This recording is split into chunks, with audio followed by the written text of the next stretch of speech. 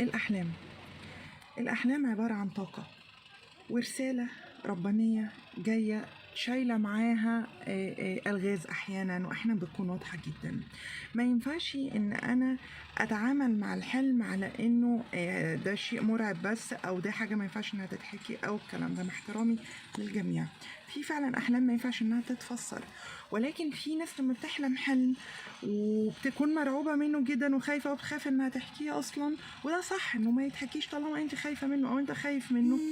ولكن احنا في الوضع ده بنحاول ان احنا هنا نتبع الناس اللي بتفسر عن طريق يعني زي ما بنقول ايه، مدرسة التبشير، اللي هم بيبشروا او يعني ايه، ما بيحاولوش ان هم يفسروا لك الحلم خالص.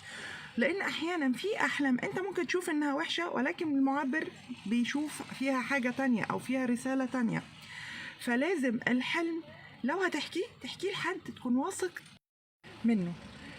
فهنا لازم لما نيجي نحكي الحلم زي ما قلت لك حد يكون انتي واثقه ان هو تبع مدرسه التبشير دي. بخلاف كده ما تخافوش من حاجه، وما تخافوش ابدا وتخشوا في مود نفسي ورعب وخوف وحاجات. لان الاحلام يعني مفيش بني ادم ما بيحلمش، بس في ناس بتحلم وبتنسى، في ناس تقوم مش فاكره، في ناس طبيعتها مخها بيمحي ده تماما اول ما بتصحى، وفي ناس قليله جدا فعلا ما بتحلمش. لأن كل الأحلام بتكون عبارة عن طاقات خارجة من كل البشر وكلنا نايمين. عشان كده بنلاقي فيه بعض الناس بتلاقيهم يعني لو نصنف الأحلام بيحلموا يوميا، واحلامه كمان ملهاش علاقه باي حاجه. يقول لك مثلا شفت كذا او شفت كذا او شفت كذا، تلاقيه مشتت في احلامه. ديت نفوس هائمه او ارواح هائمه بتلقط كل الطاقات اللي حواليها، فبالتالي احلام ما لها اساسا، ولكن هي مجرد ان هي حامل لرساله معينه لازم توجهها لشخص معين. بيكون الشخص ده المفروض هو اللي كان تروح له الرسالة دي، ولكن هو ما عندوش طاقة الوصل أو هو ما عندوش شفافية الروح اللي تلقط الرسالة دي له. فبتيجي لحد مثلا هو حلم بحاجة هي ما تخصوش أساسا، تخص حد تاني، فلازم إن هو يروح يقولها له أو لازم إن هو يبلغ له الرسالة اللي هي فيها.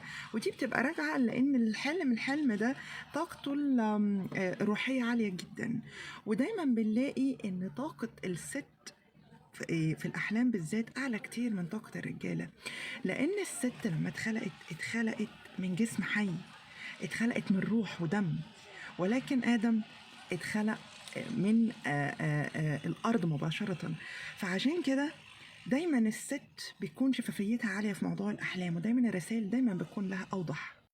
في نوع تاني كمان اللي هو أنا بمر بضغوط نفسية أو بأمنيات أو بحاجة ضغطاني نفسيا أو حاجة أنا بتمناها، تلاقيني بحلم أحلام كتير ولها علاقة بالحاجة اللي أنا بتمناها أو بالشخص اللي أنا بتمناه أو بالموضوع اللي أنا عاوزاه أو بالحاجة اللي أنا خايفة منها. الحلم يفضل يتكرر يتكرر، وأحيانا عقلنا الباطن بيتدخل هنا في الحلم لدرجة إنه يعمل لك حلم 3D زي ما أنت عاوزة، حلم يعني زي ما أنت خايف أو زي ما أنت بتتمنى.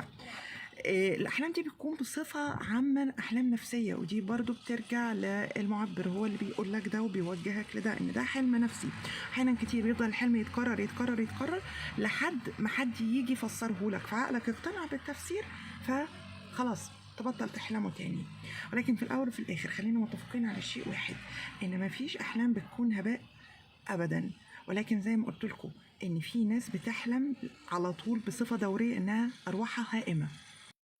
عموما ان شاء الله هنكون دايما مع بعض في موضوع تفسير الاحلام، واتمنى من ربنا انه اقدر اساعد على قد ما اقدر كل الناس اللي بتبعت لي او متابعيني. يمكن انا كنت مقلة في الموضوع ده جدا، بس باذن الله هحاول ان انا ابدا ان انا يكون الموضوع على نطاق اوسع ان شاء الله، وهنكون مع بعض ممكن على الاقل بصفة اسبوعية، احتمال اعمل لايف